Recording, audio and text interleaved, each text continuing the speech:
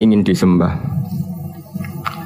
Kata Allah menjelaskan ini, ma asyadtuhum khalqas samawati wal ardi wala khalqa anfusihim.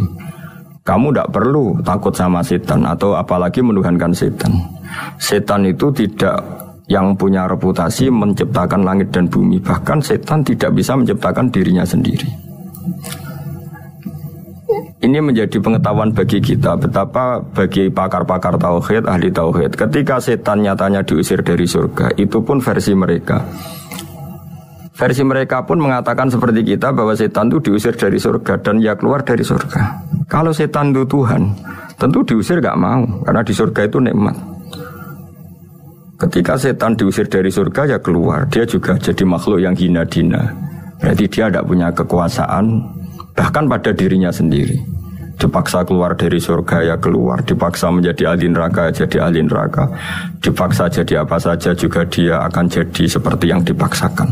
Ini menunjukkan bahwa setan adalah tahta kudratillah, tahta qahrillah, tahta satwatillah, bahwa setan pun dalam kendali kekuasaan Allah. Makanya Allah mengatakan kamu tidak usah menyembah setan, tidak usah nurut sama setan. Setan itu lemah sekali, karena faktanya dia tidak bisa memaksakan keinginannya. Ini yang oleh Allah disebut dalam firman-Nya inna kaida syaitani kana dhaifa. Setan itu lemah sekali. Ini perlu saya sampaikan ke para pendengar Unisia bahwa bertauhid itu ada sekian logika. Logika kelima adalah logika orang awam. Awam sekali. Suatu saat ada perdebatan antara Abul Hasan Al-Asy'ari. Abul Hasan Al-Asy'ari ini tokoh ahli sunnah paling populer dalam ilmu logika. Dia mengatakan orang menemukan Tuhan itu harus lewat logika yang cermat. Tidak boleh taklid, hanya ikut-ikutan. Dia harus menemukan satu argumentasi bahwa Tuhan atau pencipta langit itu ada. Kemudian ada satu problem di mana orang-orang kampung atau orang-orang yang lugu atau orang-orang awam itu tidak bisa ilmu logika, ilmu mantek kalau dalam bahasa pesantren. Kata Abu Mansur, kata Abul Hasan Al-Asy'ari, itu masih mungkin. Walhasil para ulama ini meneliti ke orang-orang yang lugu, yang di kampung, yang petani, yang lugu sekali. Apa yang mereka temukan? Ternyata mereka punya cara logikanya sendiri untuk menemukan Tuhan, Sang Pencipta. Pernah suatu saat ada seorang petani lugu, biasa menggembala unta, ditanya, Bima araf tarubbak, lalu kamu yang petani ini yang hanya ngurusi sawah, ngurusi ladang, dengan cara apa kamu tahu kalau Tuhan itu ada? Si petani tadi marah besar dan dia mengatakan, Al-ba'ratu tadullu alal ba'ir wa asarul aqdam yadullu alal masir. Kata petani tadi, yang namanya ada kotoran unta, pasti ada untanya. Yang namanya ada jejak kaki, pasti ada yang barusan lewat. Artinya kalau ada makhluk pasti ada pencipta. Ini logika awam yang mudah.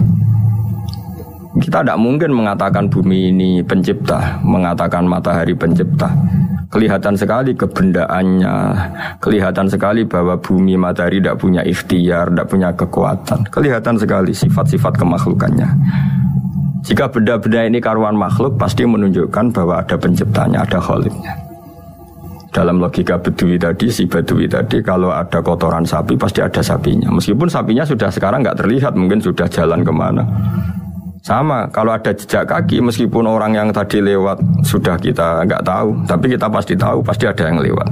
Ini yang dimaksud dalam bahasa Arab, al-ba'ratu tadullu alal ba'ir. Kalau ada kotoran sapi atau kotoran unta, pasti ada untanya. Wa atharul aqdam yadullu alal masir. Kalau ada jejak orang lewat, pasti tadi ada orang lewat. Nah, semua metode ini digunakan semua oleh Rasulullah. Logika yang bagi intelektual, logika bagi kaum awam, logika bagi kaum menengah. Ya tidak awam, tidak intelektual. Semuanya digunakan. Semuanya jadi media untuk memastikan bahwa logika tauhid ini logika pilihan, logika yang benar-benar logika. Sehingga dalam banyak ayat disebut agama ini liqaum yaqilun, liqaum yatafakkarun, bagi kaum yang bisa berpikir, bagi kaum yang punya akal. Lalu kemudian kami teruskan alladzina yu'minuna bil ghaibi. Ini kata ghaibi bukan kayak dalam bahasa Indonesia misalnya setan atau hantu disebut barang gaib. Kata ghaibi dalam bahasa Arab adalah perbandingan atau lawan kata dari al-musyahad yang bisa disaksikan langsung lewat indera. Kita orang mukmin iman bahwa surga ada, padahal kita tidak pernah melihat surga. Kita mukmin iman bahwa neraka ada, padahal kita belum pernah melihat neraka. Ini sesuatu yang maghoba anil absor, yang mata kita tidak melihat, fisik kita tidak menyentuh. Kita pun iman. Asal sesuatu itu mansus ya, dikatakan secara eksplisit oleh Quran dan hadis. Kalau dalam bahasa usul fikih disebut al-mansus. Ciri mukmin diantaranya adalah yang paling pokok alladzina yu'minuna bil ghaibi. Iman dengan sesuatu yang enggak kelihatan. Lalu kemudian para ulama cara pandang beda-beda. Bedanya bukan karena mereka bertentangan enggak, tapi ini menurut kelas rasa yang berbeda-beda. Bagi orang-orang sufi ya, Allah itu tidak bisa dikatakan al-ghaib, sesuatu yang enggak kelihatan. Karena Allah itu begitu jelas, az-zahir. Kata orang sufi, Allah itu zahir. Begitu juga dalam Asmaul Husna disebut Allah itu az-zahir. Begitu jelas. Karena orang yang akalnya mapan, hatinya mapan, melihat satu lemari yang bagus, pasti langsung mensifati bahwa pembuatnya adalah orang yang hebat. Orang yang melihat mobil mewah atau pesawat yang canggih, pasti kepikiran pertama adalah pasti pembuatnya canggih. Sehingga eksistensi pembuat pesawat itu adalah orang hebat, itu langsung tertanam ketika melihat pesawat itu hebat. Bagaimana mungkin seseorang ragu akan kehebatan pembuat pesawat ketika melihat detail-detail pesawat? Pasti langsung kepikiran kalau pembuatnya itu hebat. Memutuskan bahwa pembuat pesawat hebat itu tidak harus ketemu yang membuat, juga tidak harus melihat. Tapi akal kita pasti meyakini pembuatnya itu hebat. Berarti keputusan menyimpulkan bahwa pembuatnya hebat adalah az-zahir begitu jelas. Begitu juga langit dan bumi, matahari semuanya tertata rapi. Air dengan fungsi manfaat yang sebegitu hebat, oksigen, semua tanaman, buah-buahan. Meskipun kita tidak pernah melihat Tuhan, tapi akal kita, nurani kita pasti berkeyakinan dan tahu betul pasti pembuatnya itu zat yang super hebat, super bijaksana. Sehingga dalam kategori ini Allah tidak bisa dikatakan suatu yang enggak tersentuh, yang enggak terjangkau. Allah itu az-zahir begitu jelas.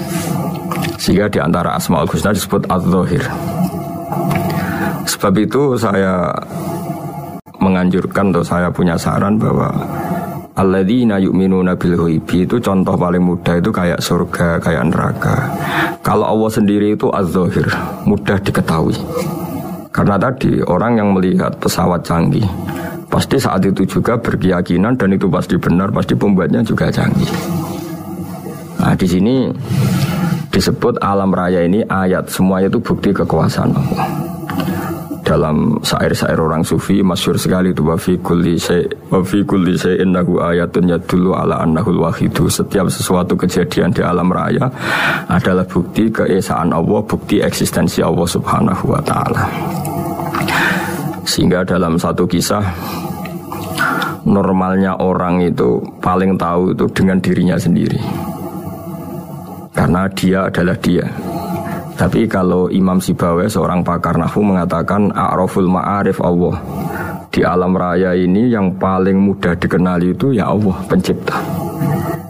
Karena andai kan kita sendirian di hutan, kemudian kita mulai punya akal, kita mungkin tidak tahu diri kita ini siapa. Tapi setidaknya kita langsung menyimpulkan bahwa kita tidak bisa menciptakan diri kita sendiri. Ketika kita berkesimpulan tidak bisa menciptakan diri kita sendiri, pasti kita terus berkesimpulan ada di luar kita yang menciptakan kita. Nah, sebab itu kenapa sifat mencipta ini yang pertama kali dikenalkan oleh Allah kepada nabinya untuk dikenalkan kepada umatnya, yaitu disebut Iqra bismi rabbikal ladzi khalaq. Muhammad, bacalah dengan nama Tuhanmu. Sifat Tuhan yang paling mudah dikenali oleh siapapun adalah sifat pencipta. Karena ketika seseorang yakin dia lahir sudah ada bumi, dia lahir sudah ada langit, dia pasti akan tahu bahwa dia ada penciptanya. Sehingga paling mudah mensifati Allah atau mensifati Tuhan adalah bismi rabbikal ladzi khalaq. Terus kemudian di antara ciri orang baik adalah wa yuqimunas shalat. Kemudian beriman kepada yang gaib, menegakkan sholat. Kata menegakkan adalah dari kata menjaga aturan-aturan atau sesuai aturan-aturan salat. Kita tahu dalam salat ini ada beberapa syarat yang harus dipenuhi. Misalnya harus wudu, harus suci di tempat yang suci. Terus ada syarat-syarat dalam internal sholat, dia harus baca Fatihah, harus tumakninah, macam-macam. Itu eksistensi definisi sholat. Kemudian kata berdiri juga diartikan para ulama, eksistensi sholat harus diketahui secara publik, secara sosial. Karena sesuatu itu punya eksistensi kalau jadi konsensus atau diakui oleh publik. Di sini agama mewajibkan sholat jamaah. Kata banyak ulama, jamaah itu fardu kifayah, bahkan ada mengatakan fardu ain. Harus dijalankan orang banyak secara massal dan harus di tempat yang terbuka. Sehingga kata para ahli fikih, andaikan ada orang jamaah di dalam rumah tidak diketahui oleh banyak orang, belum mencukupi atau belum menggugurkan kewajiban jamaah. Sehingga eksistensi sholat harus diketahui secara publik. Sehingga dulu Rasulullah itu kalau sholat di masjid dan masjidnya terbuka. Sampai sekarang kita pun menyaksikan semua umat Islam kalau sholat di masjid yang terbuka. Sehingga dunia non-muslim pun tahu bahwa dalam Islam ada ritual, ada ibadah yang bernama sholat. Hikmah kedua, dengan cara terbuka seperti ini, sholat itu menjadi gak pernah rubah mulai zaman Nabi sampai kiamat. Dengan tradisi jamaah berarti kaifiyah atau cara sholat itu permanen. Bapak kita sholat ya seperti itu, imam seperti itu, anak cucu kita akan meniru kita ya seperti itu. Sehingga nggak ada varian-varian yang hanya berdasar subjektivitas musolli yang sholat. Taruh saja kita misalnya jadi seorang sufi yang baru takut sama Allah atau baru usul kalau dalam bahasa sufi. Kemudian kita sholat sendiri di rumah, mungkin dengan gaya menangis, terseduh-seduh macam-macam. Ini tentu tidak baik sebagai standar sholat. Begitu juga ada anak atau pedagang yang kesusu atau tergesa-gesa kemudian sholat hanya sekian 2 menit 1 menit. Ini juga agak baik. Meskipun itu boleh dilakukan individu-individu, tapi kalau dalam sholat jamaah orang harus manut imam dan ada standarnya. Misalnya tumakninah itu biqadri subhanallah, jadi ada ukurannya. Ini penting saya utarakan bahwa hikmah jamaah itu bukan sekedar dapat pahala 27 kalau sendiri, dapat pahala 1 itu enggak. Tapi ini menjaga eksistensi sholat supaya ya seperti ini terus sampai kiamat.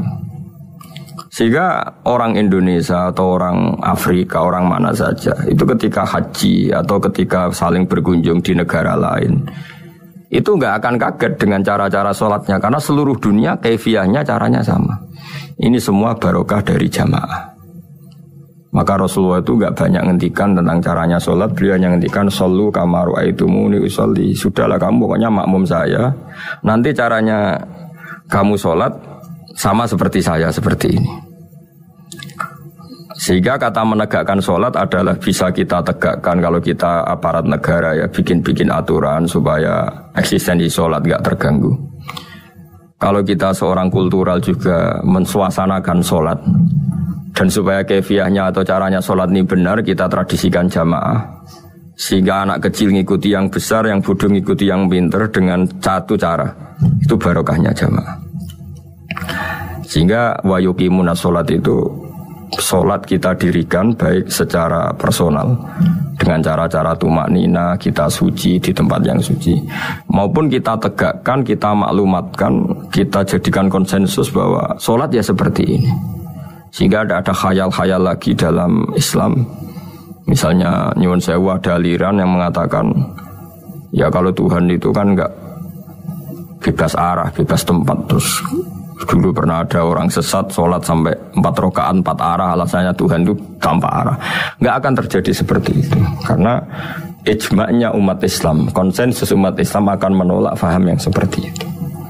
Jadi saya mohon sekali, ini pentingnya jamaah. Dengan jamaah maka caranya sholat, cara meyakini madhab kiblat dan sebagainya terjaga ila yaumil qiyamah sampai hari kiamat. Terus sifatnya orang mukmin lagi wa mimma razaqnahum yunfikun, dan menafkahkan sebagian rezeki yang kami berikan. Ya ini termasuk zakat, sedekah. Jadi ada sebuah riwayat mengatakan inna fil mali haqqon, harta itu ada haknya yaitu zakat. Tapi ada juga saran inna fil mali haqqon siwa zakat, di luar keharusan zakat juga ada hak-hak kita untuk memberikan sebagian rezeki kita. Taruh saja misalnya saya punya uang 10 juta. Secara nisab zakat belum sampai 1 nisab, karena 1 nisab itu sama dengan nilai 84 gram emas. Itu kalau diuangkan, kalau 500 ribu ya sekitar 42 juta. Tapi kita sebelum punya 1 nisab pun tetap ada keharusan mengeluarkan sebagian. Yaitu tentu dalam fikih kita wajib mengeluarkan uang untuk anak kita, untuk istri kita. Itu yang wajib-wajib. Kemudian ada sosial, kita nyumbang masjid, nyumbang yatim piatu, macam-macam. Sehingga kata para ulama, ciri utama mukmin diantaranya adalah melakukan zakat, baik zakat yang fardu maupun zakat yang sunat. Karena kata zakat itu dimaknai fardu, sebetulnya definisi para ahli fikih untuk membedakan zakat yang wajib dengan sedekah. Tapi sebetulnya zaman dulu enggak ada seperti itu. Zakat itu maknanya membersihkan harta. Sedekah dari kata sedekah bukti benarnya iman. Jadi sedekah dari kata dari kosakata sedekah yasduqu sidqan, sesuatu yang membuktikan kita loyal itu disebut sedekah. Kita nikah, mas kawin di bahasa Arab kan sodak, dari kata sodako juga. Kita bukti iman, loyal, kita sodako. Bukti bahwa kita teman akrab disebut sidik atau sodik. Kalau dalam bahasa Arab teman namanya juga sodik, karena cara bertemanan secara benar, secara loyal.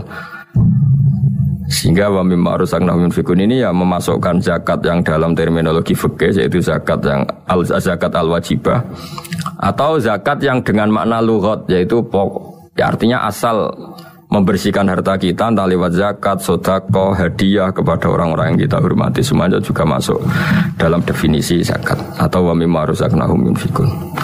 Kemudian sifat terakhir dari orang muttaqin adalah walladzina yu'minuna bima unzila ilaika wa ma unzila min qablika bil akhirati hum yuqinun ulaika ala hudam mir rabbihim wa ulaika humul muflihun. Di sini diterjemah mereka yang beriman kepada kitab yang kami turunkan kepadamu dan yang diturunkan sebelum kamu. Ini kata yang diturunkan sebelum kamu penting sekali, karena ciri utama Nabi adalah dia tidak pernah beda dengan Nabi sebelumnya. Karena kebenaran tauhid pasti tunggal. Nabi-nabi dulu pasti mengajarkan tauhid, hanya menyembah Allah. Enggak mungkin nabi berikutnya kemudian bikin ajaran baru dalam tauhid.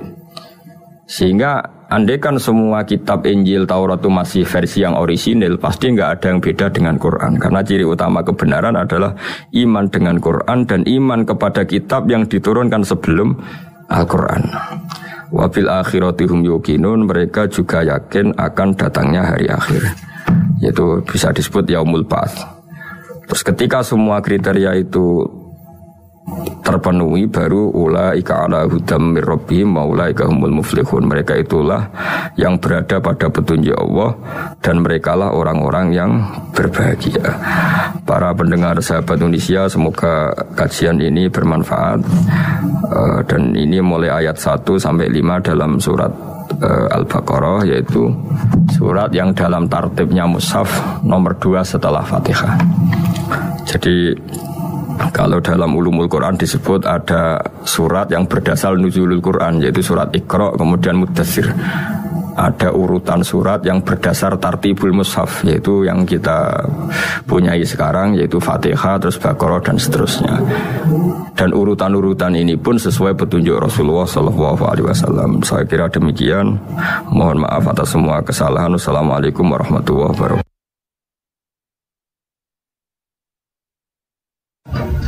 Mari kita teruskan pengajian tafsir Universitas Islam Indonesia. Untuk hari ini dimulai dari ayat 6. Di dalam Al-Quran dijelaskan bahwa orang-orang kafir adalah selalu ingkar, baik mereka engkau peringatkan atau tidak, sama saja mereka tidak akan beriman. Ayat ke-7 menjelaskan khatamallahu ala qulubihim wa ala sam'ihim. Di sini diterjemah dengan Allah telah mengunci hati dan pendengaran mereka dan penglihatan mereka tertutup rapat. Para pendengar yang kami hormati, tentu ini bagian dari kategori orang kafir. Ada orang kafir tertentu yang karena angkuhnya, karena cueknya terhadap kebenaran, sehingga dihukum Allah dengan dikunci hati dan pendengaran mereka. Juga dijelaskan bahwa wa'ala absarihim ghisyawah, dan penglihatan mereka tertutup rapat. Akhirnya mereka mengalami walahum azabun azim, mereka pasti mendapat siksa yang pedih. Tentu dalam keyakinan para ulama sebagaimana yang termaktub atau mansus atau eksplisit dalam teks Al-Quran adalah ini jenis-jenis orang kafir yang ketika mati dalam keadaan kafir. Dalam sebagian ayat disebut wama tuwahum kufar, mereka kafir dan mati dalam keadaan kafir. Dengan demikian maka ayat ini untuk orang-orang kafir yang mati dalam keadaan kafir, bukan kafir yang akhirnya bertaubat. Jika ada orang kafir yang akhirnya bertaubat dan berbuat amal soleh, mereka iman secara benar, maka masuk kategori ayat qulil ladzina kafaru iyantahu yufar lahum ma qad salaf. Katakan Muhammad pada mereka yang kafir, jika mau berhenti dari kekafirannya, maka akan diampuni apa-apa yang sudah lewat atau dosa-dosa yang pernah mereka lakukan. Para pendengar yang kami hormati, bahwa ayat ini mengatakan orang-orang kafir kamu peringatkan atau tidak, sama saja mereka ada iman. Meskipun ini satu kejadian atau satu fakta, satu kategori yang faktual di antara orang-orang kafir, yaitu diperingatkan apa tidak diperingatkan tetap tidak iman. Tapi ini tidak menjadikan hukum bahwa Nabi tidak wajib dakwah atau memperingatkan. Dalam banyak ayat Allah mengatakan in alaika illal balagh, kamu Muhammad harus tetap menyampaikan meskipun mereka menolak. Karena menyampaikan kebenaran, memperjelas kebenaran atau berargumentasi tentang kebenaran harus selalu disampaikan kepada mereka. Dan tentu sebagian mereka faktanya iman. Dengan demikian ayat ini khusus bagi mereka yang kafir dan mati dalam keadaan kafir, baru diancam walahum azabun azim, mereka itu dapat siksa yang pedih. Tapi jika mereka kafir dan menjadi mukmin karena penjelasan-penjelasan Nabi, maka dia dihukumi mukmin dan dia berhak masuk surga. Dalam surat Al-Bayyinah dijelaskan bahwa fungsi Nabi adalah bayyinah. Bayyinah maknanya adalah menjelaskan satu kebenaran yang begitu jelas, sehingga orang yang paling ingkar sekalipun, paling bodoh sekalipun, paling angkuh sekalipun, karena penjelasan Nabi sangat argumentatif dan sangat rasional, banyak juga mereka yang menerima. Bagaimana termaktub dalam surat Al-Bayyinah, lam yakunil ladzina kafaru min ahlil kitabi wal musyrikin munfakina hatta ta'tiyahumul bayyinah rasulun minallahi yatslu suhufan mutahharah. Mereka yang kafir, baik kafir golongan Yahudi Nasrani maupun kafir dari golongan musyrik Mekah kala itu, tidak akan tercerabut dari akar kekafirannya sehingga datang Al-Bayyinah. Al-Bayyinah itu apa? Kebenaran sejati, kebenaran yang begitu gamblang, begitu jelas, begitu transparan. Yakni adalah Rasulun minallah yatslu suhufan mutahharah, yaitu Rasul Allah yang membaca lampiran-lampiran suci, yakni Al-Quran. Ada fakta sejarah bahwa Umar bin Khattab dulu itu kafir. Dia dikenal dengan preman pasar ukat. Dia dengan lantang mau membunuh Rasulullah. Ketika di tengah perjalanan, Umar ketemu sama temannya. Dia ditanya, mau kemana kamu Umar? Mau bunuh Muhammad karena dia sudah bikin agama yang baru. Lalu kata temannya tadi, kenapa kamu membunuh Muhammad sementara saudari kamu, saudara putra-putri kamu juga sudah mengikuti Muhammad? Lalu Umar berbalik arah mencari adiknya. Kemudian setelah ketemu adiknya, ternyata adiknya baru mengkaji surat Toha bersama suaminya. Ketika Umar datang dan mendengar surat Toha tadi, yang diantaranya dikatakan ada wahyu, Toha ma anzalna alaikal qur'ana litasqa illa tazkiratal liman yakhsha. Muhammad, kamu saya turunkan Al-Quran kepada kamu ini bukan untuk kamu celaka. Quran turun kepada kamu hanya untuk sebagai peringatan lima yakhsha, bagi mereka yang punya rasa takut kepada Allah Subhanahu wa ta'ala. Kenapa Allah perlu ditakuti? Karena Allah adalah zat yang mempunyai langit bumi, yang menguasai alam raya. Sebab itu diistilahkan dalam Al-Quran tanzilam mimman khalaqal arda was samawati al-ula. Lalu ketika Umar mendengar ayat ini, dia tahu dan dia berkomentar, ma hadza min qaulil bashar, enggak mungkin karangan manusia seperti ini. Akhirnya dia iman. Lalu setelah iman mencari Rasulullah dan ketemu di rumahnya Zaid bin Arqam, kemudian dikenal sebagai tanggal kejayaan Islam karena saat itu Umar masuk Islam. Dengan fakta-fakta seperti ini, maka ayat 5, ayat 6 dan ayat 7 adalah khusus orang-orang kafir yang mati dalam keadaan kafir. Tapi bukan berarti semua kafir adalah ngalami khotamallahu ala qulubihim wa ala sam'ihim. Orang-orang kafir yang hatinya ditutup sampai mati enggak. Sebab banyak juga orang kafir yang akhirnya masuk Islam. Yang masyhur dalam sejarah ada Sayyidina Umar bin Khattab, ada Khalid bin Walid, ada putra Abu Jahal, Ikrimah bin Abi Jahal, ada Abi Sufyan, masih banyak lagi kafir-kafir Quraisy yang akhirnya masuk Islam. Dengan demikian ayat 6 sampai 7 adalah kategori tertentu, yaitu mereka kafir dan mati dalam keadaan kafir. Sementara orang-orang kafir yang akhirnya masuk Islam, baik secara individu kayak Sayyidina Umar, kayak Sayyidina Khalid bin Walid, kayak beberapa sahabat, juga di akhir masa kenabian Rasulullah sebelum beliau wafat, tepatnya peristiwa Fathi Mekah, ketika Mekah dikuasai Rasulullah, adalah ada gelombang di mana orang kafir secara massal masuk Islam, yaitu yang disebut dalam surat Fatah, idza jaa nasrullahi wal fathu wa ra'aitan nasa yadkhuluna fi dinillahi afwaja.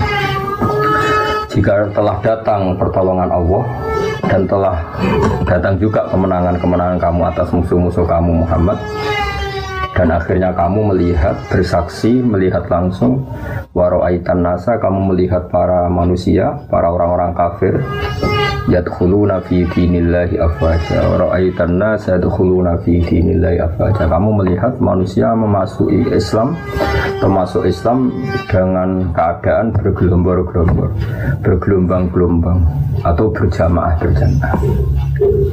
Dengan demikian jelas sekali bahwa kategori orang kafir adalah satu, orang-orang kafir yang mati dalam keadaan kafir, ini yang kena vonis di neraka selamanya, walakum adzabun azim.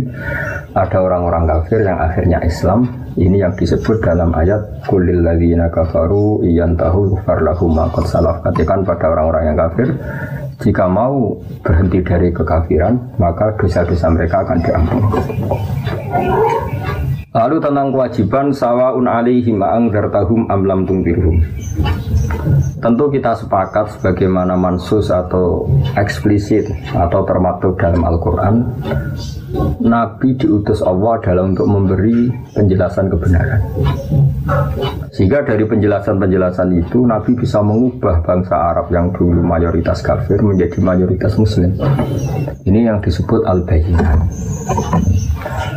Ada contoh unik dari kekeliruan orang kafir yang sudah akut, tapi karena logika yang dibangun Nabi, akhirnya mereka tercerabut juga dari kesalahan itu, bisa terbebas juga dari kesalahan itu. Orang-orang kafir adalah merasa bahwa di dunia ini urusan banyak, kasusnya banyak, problem hidup banyak, beban hidup banyak. Sehingga mereka berpikir kalau kita punya Tuhan satu maka tidak cukup untuk menyelesaikan masalah-masalah kita. Lam yasa'na ilahun wahid, tentu kita tidak cukup oleh Tuhan satu karena urusan kita banyak, problem kita banyak. Begitu seterusnya. Sehingga di seputar Ka'bah itu ada 360 berhala. Belum berhala-berhala kecil yang disembah oleh mereka yang musyrik di rumah masing-masing sebagai benda yang dituhankan. Ketika Rasulullah mengajak bahwa Tuhan itu harus satu, Tuhan itu nggak sama dengan makhluk, Mereka protes, ya Muhammad, kita-kita ini punya urusan banyak, punya problem banyak. Tidak mungkin masalah semua ini selesai dengan satu Tuhan. Ini yang diceritakan oleh Allah Subhanahu wa taala dalam ayat aja'alal alihata ilaha wahida inna hadza lasyai'un 'ujab. Masa Muhammad mengajari kita satu Tuhan? Ini aneh. Karena urusan banyak kok Tuhannya satu. Lalu Rasulullah dengan sabar, dengan bijak, dengan telaten mengajarkan mereka. Mereka diajarkan demikian. Kalau kamu punya satu Tuhan, yang Tuhan itu memberi rizki kamu, merawat kamu, mensubsidi kamu, lalu ada satu Tuhan yang jadi beban bagi kamu. Kamu harus membersihkan dia, kamu harus memandikan dia, kamu harus ngasih makan dia. Lalu kamu milih Tuhan yang mana? Kata mereka, tentu milih Tuhan yang memberi kita. Berhala-berhala yang kamu sembah adalah merepotkan kalian. Kamu harus menyuci mereka, membersihkan mereka, ngasih sesajen sama mereka. Ini yang disebut dalam satu masal dalam perumpamaan wa huwa kallun ala maula. Hanya jadi beban bagi kamu.